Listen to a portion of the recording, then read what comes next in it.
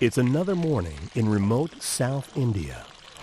After a short night, these young men are up again, preparing to start another day. They're in spiritual boot camp, third world style. No frills, no comforts. They've all signed up on their own accord. All are in the middle of training. But this training is not for sports or the army. It's for walking a narrow road, a road that leads deep into the most unreached places on earth, so they can share the good news. This is one of Gospel for Asia's intensive Bible colleges. Here, these committed young men, called by God, are preparing for the harsh mission fields of Asia. They will eventually go to some of the most hostile areas in the world with the gospel of Jesus Christ. And there is no turning back. When Jesus came to serve, he was persecuted. So I will face the same thing. Nobody will accept me. But Jesus gave the responsibility to me that I should share my faith in the Lord Jesus Christ. I am not scared of anything I am going to face in the field, even if it's persecution, because my main goal is to share Jesus. It is hard to believe that there are 2 billion people waiting in our generation to hear the good news. And as we train our missionaries, we send them out to places to preach the gospel where no one has ever gone before. And we send them out and tell them this: you will face persecution, difficulties, problems, and maybe you have to lay down your very life for the sake of the gospel. And they do it. The Bible College is deliberately rustic. Beds are straw mats on metal frames, housed in a common dormitory. While the toilets are private, showers are not. And there are no sinks, just outside faucets on a wall. The dining hall is under a thatched roof, and meals are eaten without silverware, on tin plates. No washer, no dryer here. Laundry is done by hand. What's this kind of hardship have to do with being a missionary? Plenty. It's the model of village life in Asia.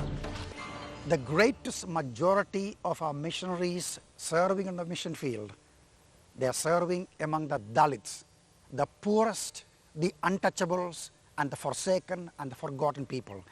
And the effectiveness of these missionaries depends so much on their commitment to live like these people, on their own standard, and caring for them, loving them. And that is the reason they are able to see so many come to know the Lord Jesus Christ and follow him. This particular Bible college is also a working farm. Each trainee spends a few hours a day on work detail. But this is only a part of the rigorous schedule the students submit themselves to. And for good reason. They have a lot to learn. GFA Bible colleges are unique. Applicants are selected not by scholastics or financial standing, but instead by commitment and calling to reach the lost. These are village men, local boys, whom God has clearly chosen to take his message of love and salvation to those who have never heard before. I want to tell the truth effectively to many people. Therefore, I need this training. Really, my burden is to motivate these young guys, young people, for the servant of God, and send them to the unreached area, many villages.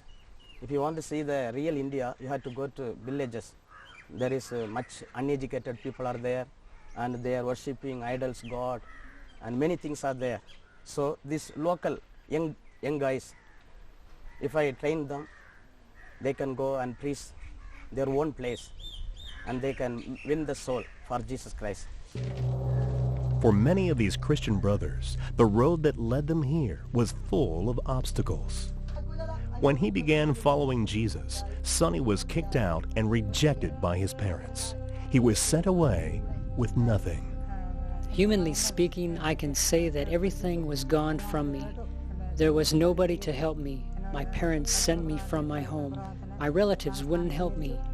Yet in my deeper heart, I had strong faith that God would protect me.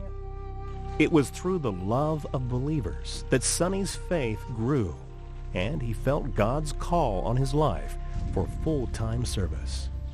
Only a few months before he came here, he was severely beaten for sharing his faith. This only intensified his resolve to bring the hope of Jesus to his persecutors and those like them. Raju Jivanandan suffered years from a knee injury. Raju gave his life to Christ after God miraculously healed him. He too was thrown out and rejected by his parents. Yet he never wavered from his new faith and committed his life to full-time service, starting with his training here. When I was living at home, I had many friends, but they led me to wrong practices and wrong places. But when I came here, I found the real love of spiritual brothers.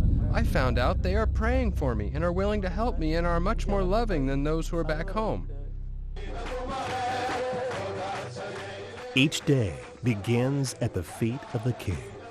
For these young men, worship is truly heartfelt as they stand in awe of the God who saved them and has called them to take his gospel to the lost. After morning worship, the weekdays are spent in the classroom. This is a class on inductive Bible study, which teaches these future Native missionaries how to study the Bible for themselves. I wanted to do ministry, but did not know a lot about the Bible.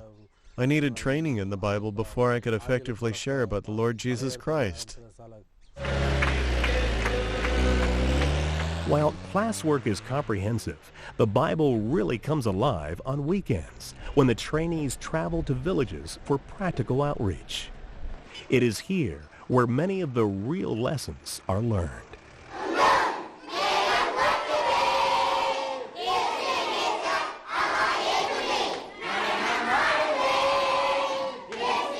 Through the Sunday schools the students have developed, these poor village children have found the joy of Jesus in the midst of their dark existence.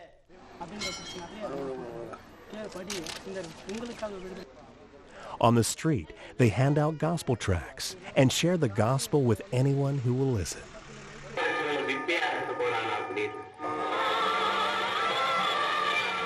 And at night, they are gathering crowds and showing a film on the life of Jesus. It's not only training for them, but joy. On this night, this woman gave her life to Christ along with 8 others.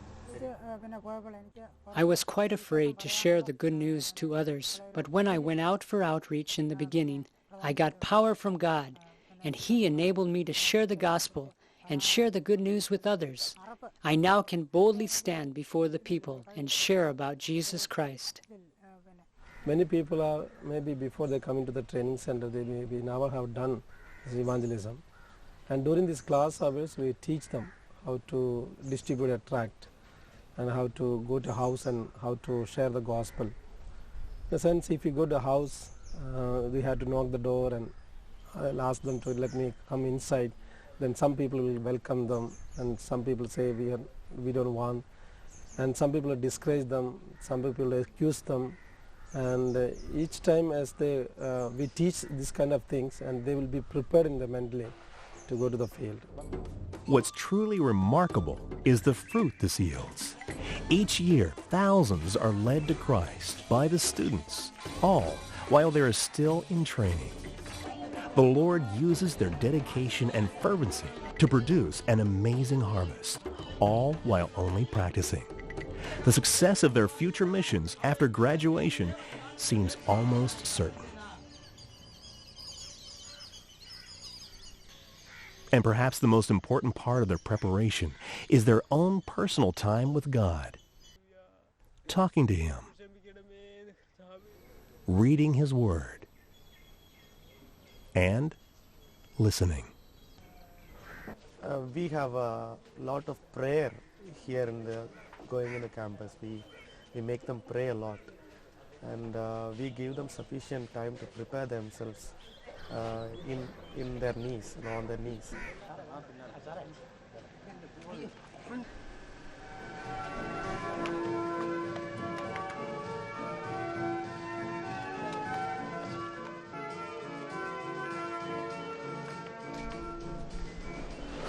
For this group, the year is over. Graduation has finally arrived. 2 by 2, they'll be sent to rural villages with a goal to bring Jesus to the lost. I feel really encouraged after this training, and I will go wherever God is sending me.